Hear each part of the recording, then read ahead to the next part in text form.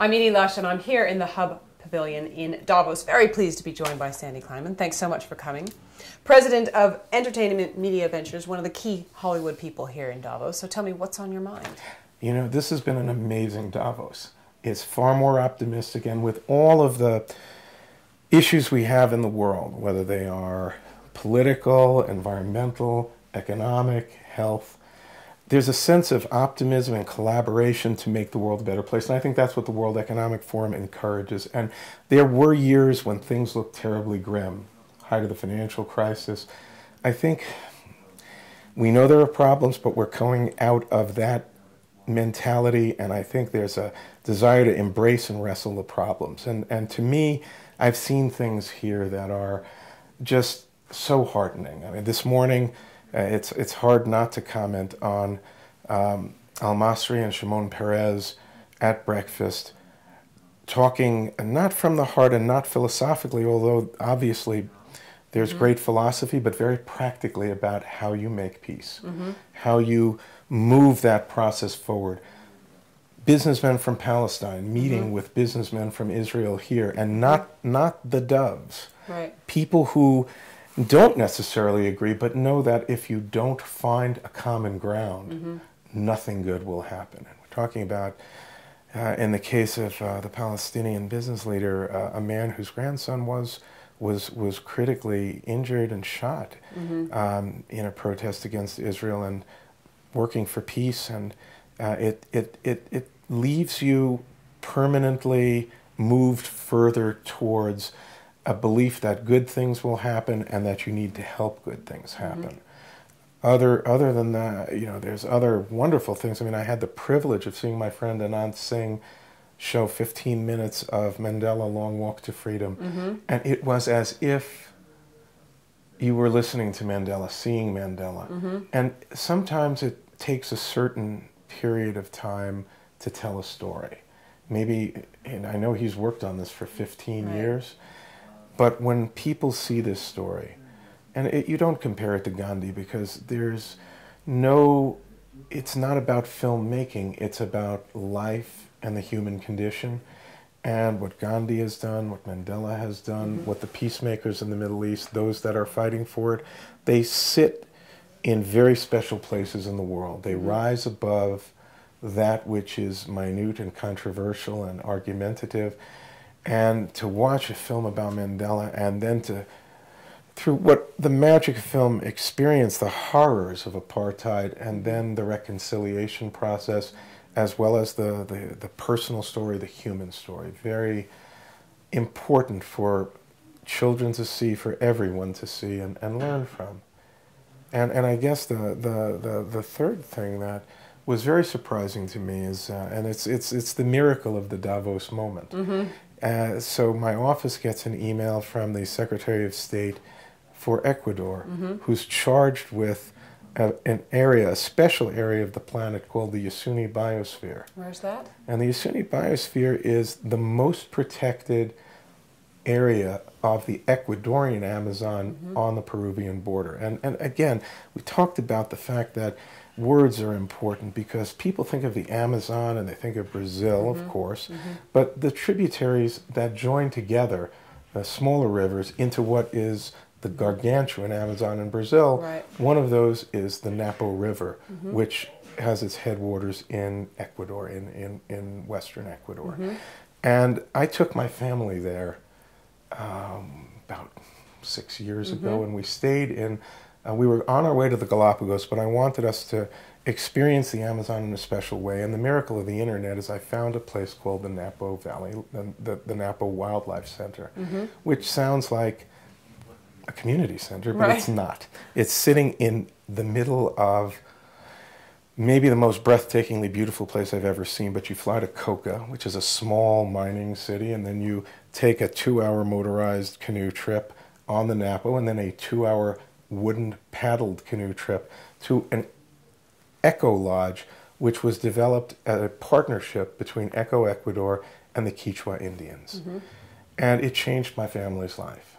So it's on a lake, it has a few huts, and the economics of the Quechua Indians, they had the idea of building this, they service it, and it is simply absolutely magical. And much more important, you know, you can take a guide from Quito, Ecuador, who speaks English and Spanish, but that is not the way to see anything. The way to see it is to have Miguel, who was a tribal leader, and it was his idea to build the lodge, and we found that out later.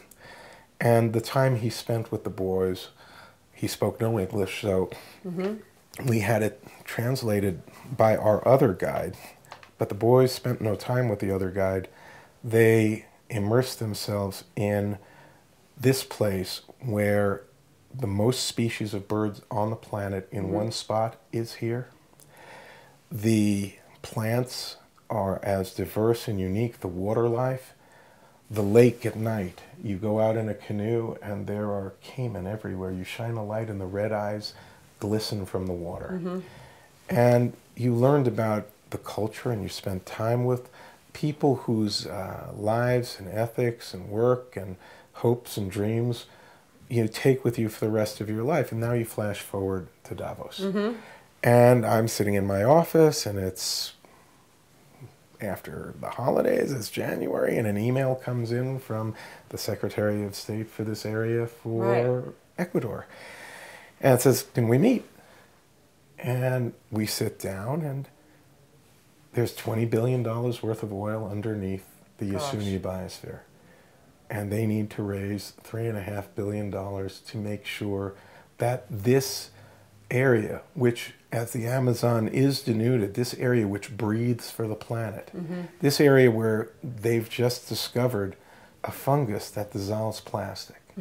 Now, I work with many doctors, and in fact, I had the opportunity of introducing David Agus, one of the world's leading researchers and physicians, to her as we walked by, and I have a long relationship and partnership with Mehmet Oz. These are places that if we don't study them, what will be lost could save all of us.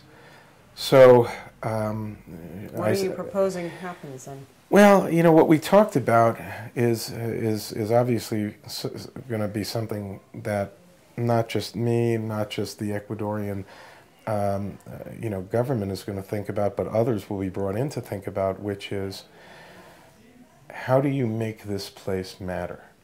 How do you get people to pay attention?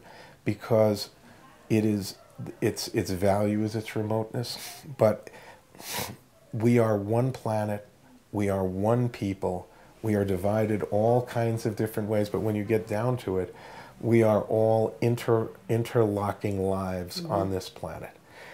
And I think they came to me for storytelling ideas, and I think personifying, telling stories, personal experiences, finding thought leaders, whether they're celebrities or actors, cultural leaders, who will help champion this part of the world. And there will be someone or some group that falls in love with the Yasuni biosphere. And Ecuador is a great country. I mean, obviously the Galapagos are there, and I must credit the government. As I understand it, there was a period of time when we visited the Galapagos, there was a concern of expanding the population. There was a concern of expanding the tourism beyond what it could support in a lot of people's opinions. They've pulled that back. And I think we look to countries like Ecuador, and we have to support them if they themselves, if the government and the people take the initiative to say that our resources are global resources and the rest of the world does not embrace that, then shame on us, because it is their patrimony.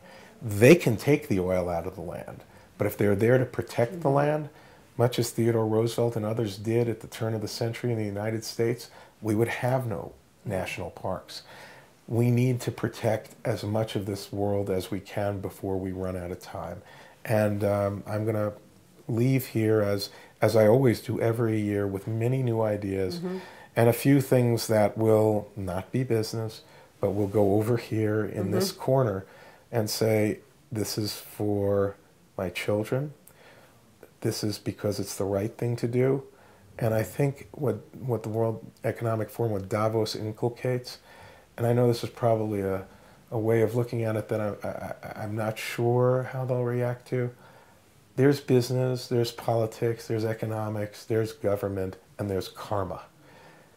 And if this group doesn't embrace the fact that we have to pay it forward, which I believe most do, hopefully all do, then we will not have spent a worthwhile week on this mountain. So I'm resolved that I'm going to walk away with a few things to pay forward, and the Yasuni Biosphere will be one of them. Sandy, let me know how I can keep helping. And we will continue this dialogue. All right. Thank you for having me. Sandy, thank you so much, and I'm Edie Lush. Thank you.